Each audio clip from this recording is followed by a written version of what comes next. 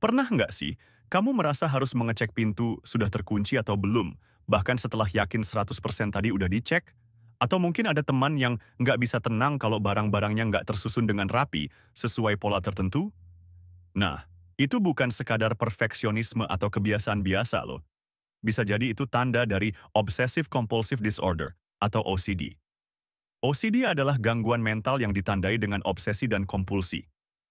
Obsesi ini bukan seperti naksir gebetan ya, tapi lebih ke pikiran yang terus-terusan muncul, mengganggu, dan bikin enggak nyaman. Misalnya, pikiran, kalau enggak cuci tangan, pasti bakal kena penyakit parah. Serem kan? Nah, untuk meredakan rasa cemas dari obsesi itu, muncullah kompulsi. Perilaku berulang yang dilakukan sebagai ritual untuk meredakan ketakutan. Contohnya, mencuci tangan berkali-kali sampai kulitnya kering atau bahkan luka. Menurut data dari WHO, sekitar 1-2% populasi dunia mengalami OCD. Itu artinya, dari 100 orang yang kamu kenal, mungkin 1 atau 2 orang di antaranya punya OCD. Tapi kenapa sih gangguan ini bisa muncul? Peneliti menemukan beberapa faktor, mulai dari genetik, lingkungan, hingga ketidakseimbangan zat kimia otak seperti serotonin. Ada juga teori yang bilang, pengalaman traumatis atau pola asuh yang terlalu kaku bisa jadi pemicunya. Yang menarik, OCD itu nggak selalu kelihatan seperti di film-film. Misalnya, ada yang punya obsesi dengan kebersihan, tapi nggak semua penderita OCD kompulsif mencuci tangan. Ada juga yang terobsesi dengan simetri, angka-angka tertentu, atau bahkan pikiran aneh yang nggak bisa diungkapkan. Jadi, OCD itu spektrumnya luas banget.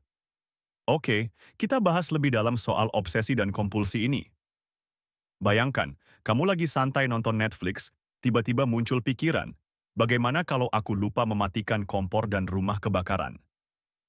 Pikiran ini terus berulang, bikin kamu nggak tenang. Akhirnya, kamu bangun dan cek kompor. Tapi begitu selesai, pikiran itu muncul lagi dan kamu cek lagi.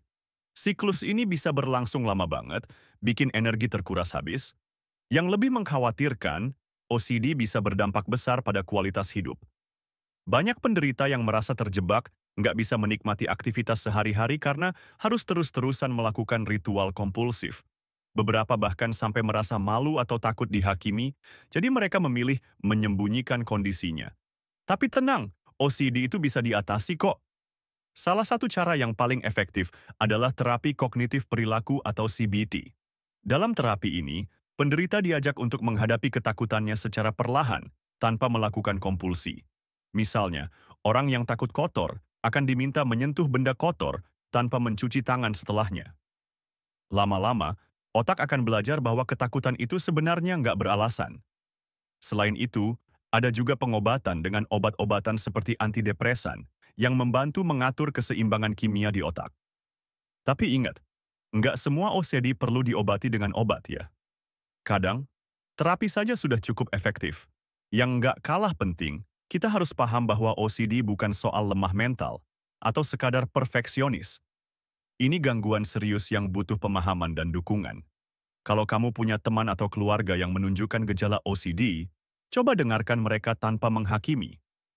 Kadang, hal sesederhana itu bisa membuat mereka merasa diterima dan nggak sendirian. Jadi, apa yang bisa kita pelajari dari OCD? Pertama, otak manusia itu kompleks dan luar biasa, tapi kadang bisa salah nalar. Kedua, gangguan mental itu nyata dan bukan sesuatu yang harus disepelekan. Dan terakhir, selalu ada harapan untuk pulih, asal kita mau mencari bantuan. Kalau kamu tertarik dengan pembahasan menarik seputar psikologi, fenomena unik, dan teori-teori ilmiah lainnya, jangan lupa klik like dan subscribe.